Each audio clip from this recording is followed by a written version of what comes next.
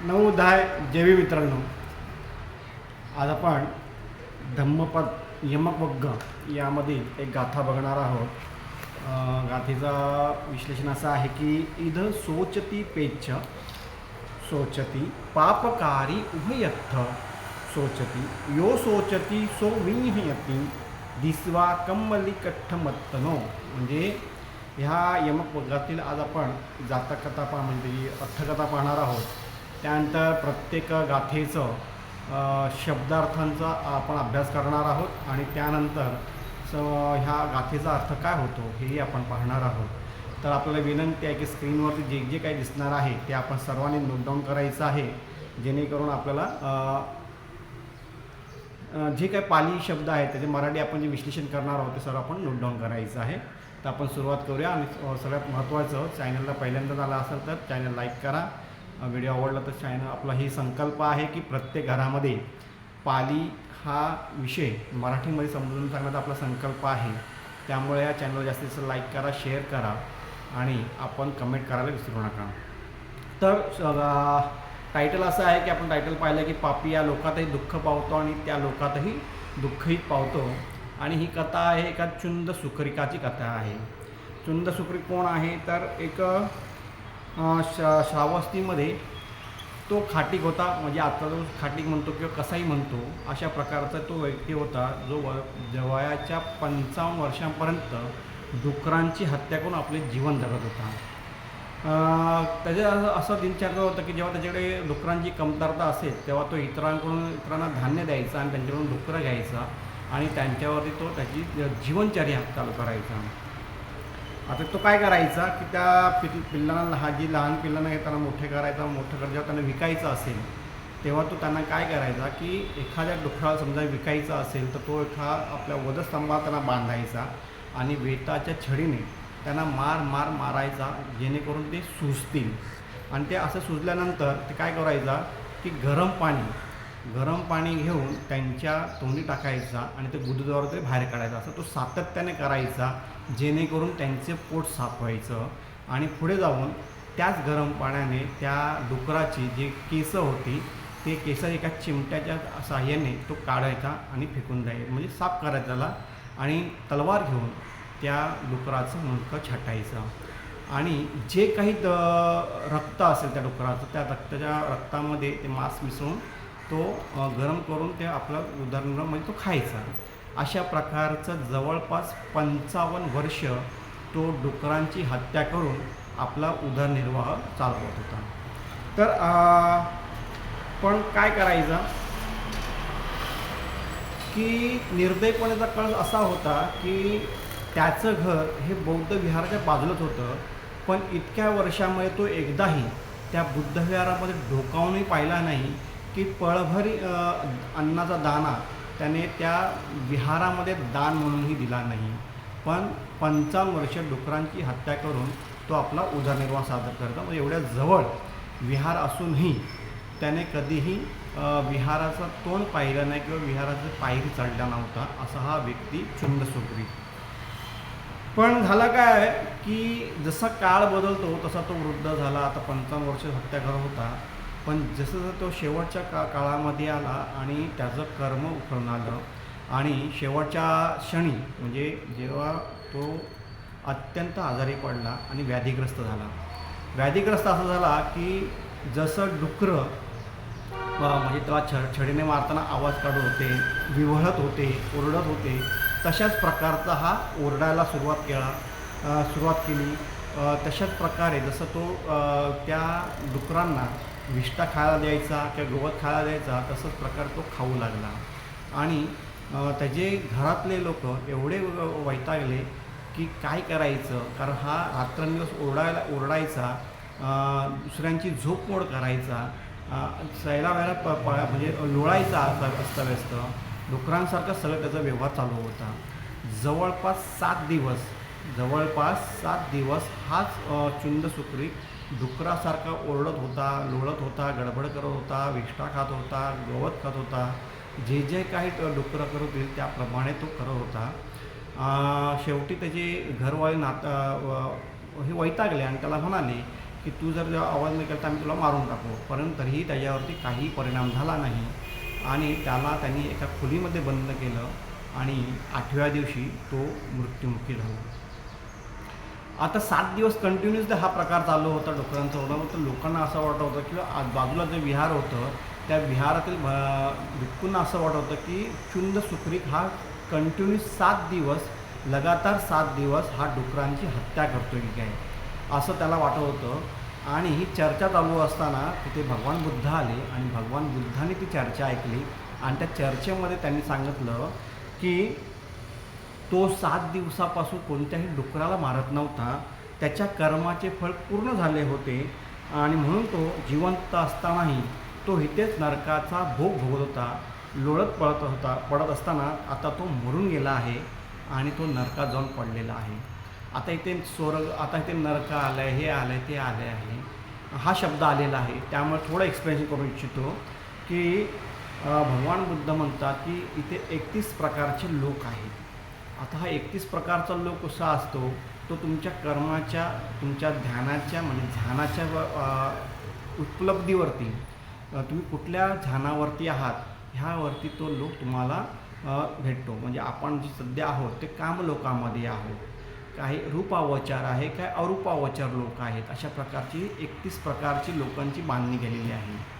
आता निरय लोक आहे 6 प्रकारचा जो आपला कामावचार आहे तेव्हा निरय लोक आहे. निरय लोक म्हणजे जे उदाहरण म्हणून सांगतो. हे खूप मोठा एक विश्लेषण आहे. फक्त आपल्याला शॉर्टमध्ये समजावं म्हणून तुम्हाला समजू शकतो की जे किडेमुंगे असतात किंवा जे पाळीव म्हणजे आपले जे 4 पायाचे प्राणी असतात किंवा खालच्या म्हणजे आपल्या मनुष्य लोकांचे जे खाली अशा प्रकारचे जे लोक आहेत त्याला निरय लोक म्हणतात. जे हालापेष्टामध्ये आहे अशा लोकांना.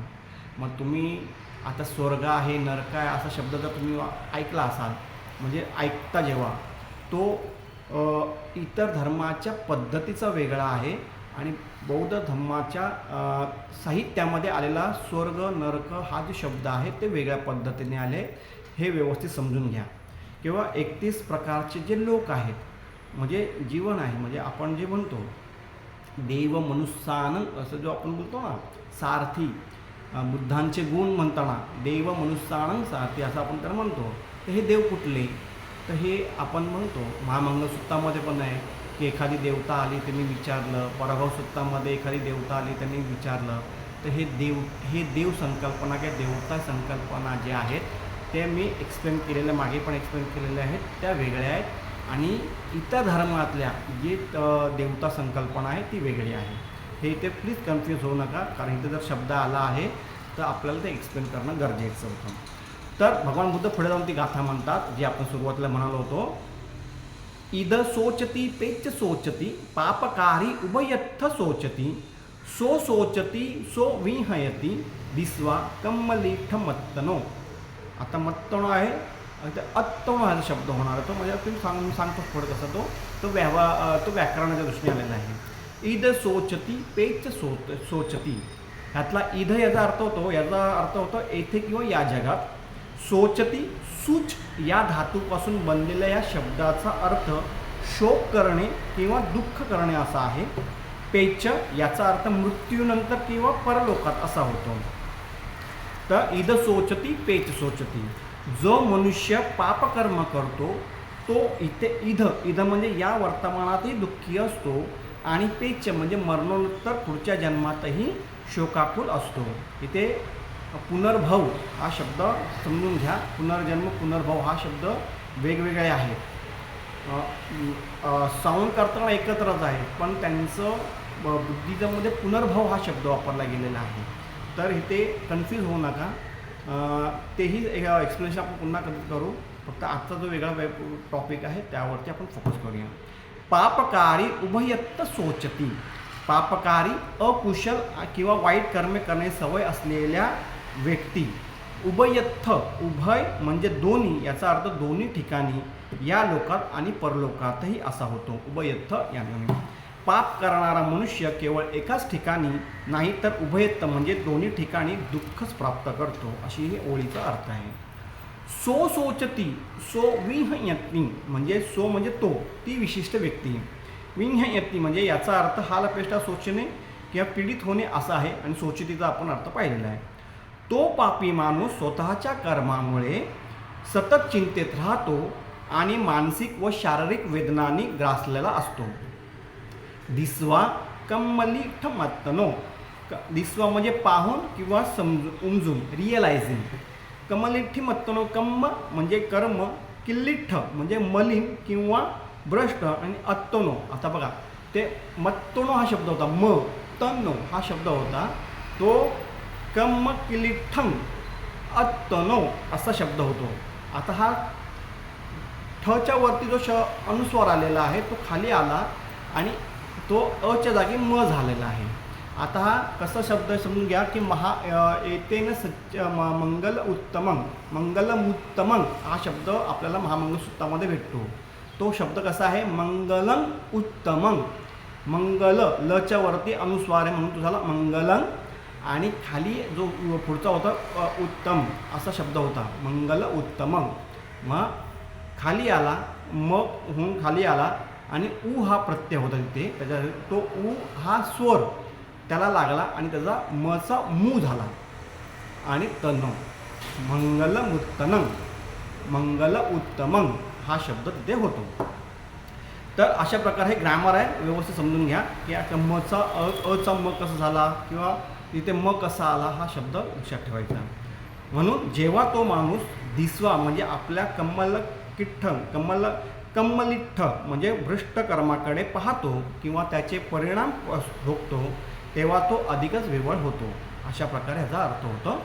तर संपूर्ण गाथेचा अर्थ काय आहे, पाप करणारा मनुष्य या लोकात जिवंत असताना शोक करतो आणि मृत्यूनंतरही परलोकातही शोक करतो. असा पाप करणारा मनुष्य दोन्ही ठिकाणी दुःखच भोगतो. स्वतःची मलिन आणि भ्रष्ट कर्मे पाहून तो पापी माणूस अत्यंत शोकग्रस्त होतो आणि सतत पीडित राहतो. अशा प्रकारे ह्या गाथेचा अर्थ आहे. तर ह्या गाथेतून भगवान बुद्ध काय सांगू इच्छितात, तर कर्माचा सिद्धांत अटळ आहे. चुंद सुकरीच्या कथेप्रमाणे ज्याप्रमाणे त्याने 55 वर्ष डुकरांची निर्दयी हत्या केली, त्या कर्माची मलिनता पाहून तो जिवंतपणेही म्हणजे जेव्हा त्याचा अंत आला जवळ तेव्हा तो डुकरासारखा ओरडत होता. म्हणजे तो इथे दुःखी झाला आणि मेल्यानंतर पेच्छ परलोकातही म्हणजे नरकात पडला. स्वतःच्या कम्म किल्लिठ्ठन कर्माची जाणीव होणे ही सर्वात मोठी शिक्षा ठरते. आता ही काय आपलं हे पुढे जाऊन धम्मपदात ही अठ्ठकथा आपण अभ्यासली तर ते आधुनिक जगामध्ये कर्मसिद्धांतावर कसं होतं, लॉ ऑफ कर्म कसा होतो किंवा मानसिक अवस्था समजून घेण्यासाठी तितकीच ही लागू पडते. आपण काय करतो, निसर्ग, प्राणी आणि पर्यावरणाचा गैरवापर केलेला आहे. आज आपण पाहतो ग्लोबल वॉर्मिंग झालेली आहे जगामध्ये.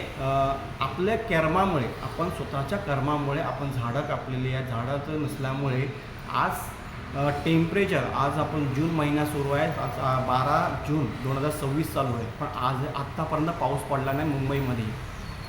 हे ग्लोबल वॉर्मिंग आहे. ह्या मधल्या आता मे महिना गेलेला आहे, मार्च, एप्रिल, मे आणि आता जून, जवळपास आपण हालपेष्टा फुटतोय एवढा सूर्य तापलेला आहे.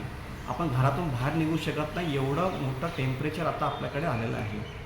हे ग्लोबल वॉर्मिंग आहे. म्हणजे आपणच केलेल्या चुकांमुळे निसर्ग आपल्याला म्हणजे आपण जे केलेलं कर्म आहे त्याचा परिणाम आता आपण भोगतो आहोत. त्याच्यामुळे आपल्या इतरांना पण तो त्रास होऊ लागलेला आहे. आता आमच्या कोकणामध्ये जेव्हा आपण जातो तेव्हा आधी सुरुवातीला दोन्ही बाजूला झाडं होती. उदाहरण म्हणून सांगतो, रस्त्याच्या झालं, आता चौपदरीकरच्या नावाखाली ती सर्व झाडं तोडलेली आहेत. आज आम्ही त्या रस्त्यावरती थांबू शकत नाही. कुठल्या तरी झाडाखाली आधी आम्ही थांबायचो झाडाखाली विश्रांती घ्यायसाठी, आता तिथेही थांबू शकत नाही. एखादा पेट्रोल पंप बघावा लागतो किंवा एखादं हॉटेल बघावं लागतं, त्यावर आम्ही विश्रांती घेऊ शकतो प्रवासामध्ये. अदरवाईज कोकणातल्या त्या रस्त्यावरती गाडी चालवताना खूप त्रास होतो. आता ह्या परिणाम काय झाला की आजूबाजूची झाडं ती विस्तारीकरणाच्या म्हणजे रस्ता वितरण ऑब्व्हियसली हवा असलाच पाहिजे. ते 17 वर्ष काम चालू आहे, ते चालू द्या, पण त्याच्यामुळे आत्ता जो प्रवास होतो आहे तो खूप दुःखदायक होतो. झाडच नाही आहेत आजूबाजूला. आज कोकणामध्ये जर तुम्ही गेलात तरी एवढा प्रचंड उखाडा आहे, एवढा प्रचंड गरम होतं आहे की सांगू नका. आपल्या जळगाव अकोला ह्या साईडलाही, परभणी या साईडला 40-45, विदर्भामध्ये 40-45 डिग्री सेल्सिअस तापमान. हे काय आहे की आपण जी झाडं होती ती तोडली, कर्माचा परिणाम आपल्यावरती आपण स्वतः भोगतो हे इथे सांगितलेलं आहे. अनेक लोक अनेक मार्गाने इतरांना त्रास देऊन किंवा फसवणूक करून भरपूर संपत्ती कमवतात. आता तुम्हाला माहिती आहे की आपण कुठल्याही आपण बोलू शकत नाही, पण आपण एखादं काम करताना चिरीमिरी देतो, चिरीमिरी द्यावी लागते आपल्याला, ती चुकीची आहे. पण त्याशिवाय आपलं काम होत नाही आणि समोरच्या व्यक्तीने तो घेतल्याशिवाय तोही काम करत नाही आहे. पण त्याला आत्ता जर वेगळं चांगलं वाटलं असेल, पण जेव्हा तो आपल्या आयुष्याच्या शेवटच्या वळणावरती असेल तेव्हा हे सर्व त्याची लॉ ऑफ कर्मा त्याला रिफंड बनणार आहे. जसं हा 55 वर्ष डुकरांची हत्या करत होता, तशाच प्रकारे ही काही लोक आपली पिळवणूक करतात. त्यांचाही अंत ह्या अशाच प्रकारे होतो. त्यांनाही कुठली तरी म्हणजे व्याधी होते, आजार होतो आणि कोणालाही लॉ ऑफ कर्मा चुकलेला नाही आहे. तर तरी आत्ता तो आनंद असला तर भविष्यामध्ये त्याचं जे म्हातारपण आहे किंवा पुढचा जे काय आहे पुनर्भाव आपण जो म्हणतो तो अत्यंत दुःखदायक होणार आहे. हे बुद्धांनी सांगितलेला नियम आहे. मानसिक आरोग्य आणि कर्मसंस्कारात काय होतं की तो शेवटच्या 7 दिवसात जसा डुकरासारखा ओरडत होता तसे त्याच्या मनात कोरले करते आणि हे विज्ञान आणि मानसशास्त्रही मान्य करते की अशा प्रकारचं आपल्याला रिफ्लेक्ट होतं. म्हणजे आपण जे दिवसभर विचार करतो, जे कृत्य करतो तेच आपल्या सुप्त मनामध्ये, सबकॉन्शियस माइंडमध्ये ते जमा होते आणि आपणही कळत न कळत इतरांबद्दल द्वेष, तिरस्कार ही भावना आपल्या मनामध्ये सुरू होते. अशाच प्रकारे बरेचसे आहेत. ह्याच्यामध्ये सगळ्यात महत्त्वाचं आहे भगवान बुद्धांनी सांगितलेला आर्य अष्टांगिक मार्गातला एक मार्ग. भगवान बुद्ध म्हणतात की सम्य आजीवा म्हणजे तुमची सम्यक आजीविका असली पाहिजे. ह्या ठिकाणी ही आजीविका नव्हती. जर तुम्ही बघितलं असेल की कोणाची हत्या करू नये, कोणाला शस्त्राची निर्मिती करू नये, अशा प्रकारचं भगवान बुद्धांनी सांगितलेलं की ज्या कारणामुळे स्वतःचा फायदा होईल पण दुसऱ्यांचं नुकसान होईल अशा प्रकारची आजीविका करू नये. पण ह्या ठिकाणी तेच चालू आहे. तो 55 वर्ष हत्या करतो आहे. हे सम्यक आजीविकाच्या विरुद्ध आचरण करतो आहे. शेवटची गोष्ट म्हणजे तो विहाराजवळ राहून म्हणजे बौद्ध विहाराच्या जवळ राहून तो विहारात गेला नाही आहे, भिक्खूंचं दर्शन घेतलं नाही, बुद्ध माझ्या आतमध्ये जाऊन त्यांनी कुठलाही दानधर्म केला नाही आहे. अशाच प्रकारचं आजही आपण जगतो आहोत. आपल्या बाजूलाच विहार आहे, पण मी माझं मोठेपण आहे, माझा मान आहे, हे आहे ते करण्याच्या नादामध्ये आपण विहारात जात नाही, तिथे दानधर्म करत नाही आहे आणि आपण आपल्या जगामध्ये व्यवस्थित म्हणजे व्यर्थ फिरत असतो. हे आजचं उदाहरण आहे.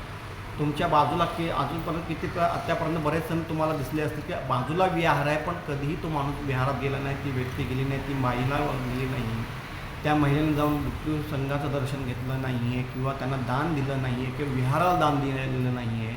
अशा प्रकारची गृहस्थ मंडळी आपल्यासमोर दिसतात. हेच उदाहरण इथे आहे. तर धम्मपदातील ही गाथा आपल्याला आजच्या काळी ही शिकवते की तुम्ही निसर्गाला, समाजाला किंवा कोणत्याही जीवाला जे द्याल तेच 1000 पटीने तुमच्याकडे परत येणार आहे. जर आपण आजूबाजूला प्रेम, करुणा आणि प्रामाणिकपणा पेरला तर आपले वर्तमान आणि भविष्य दोन्हीही शांततापूर्ण राहणार आहे. आणि जर आपण नकारात्मक पेरली तर मरण तर दूरच, जिवंतपणेही आपल्याला या लोकात शांतता लाभणार नाही आहे. एक म्हण आहे इंग्लिशमध्ये, गिव्ह रिस्पेक्ट टेक रिस्पेक्ट असं आपण म्हणतो. आदर द्या, आदर घ्या. तसंच प्रेम द्या, प्रेम घ्या. मैत्री द्या, मैत्री घ्या. अशा प्रकारचा लॉ ऑफ कर्म म्हणजे एक प्रकारचा व्यवहार आहे.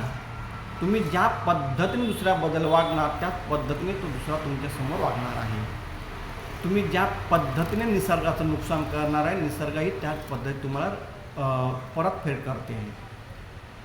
तर आय होप तुम्हाला ही आजची गाथा समजली असेल. त्या ह्याच्यामधला मतीचा अर्थ समजला असेल असं मी गृहीत धरतो. आणि स्क्रीनवरती जे आपण काही नोट डाऊन किंवा नोट्स दिल्या होत्या ते सर्व आपण नोट डाऊन केले असेल असं मी गृहीत धरतो. आणि आपल्या सर्वांप्रती मंगलमैत्री व्यक्त करतो. आणि आपला हा उपक्रम जास्तीत जास्त मराठी कुटुंबापर्यंत पोहोचवण्याचा प्रयत्न करा.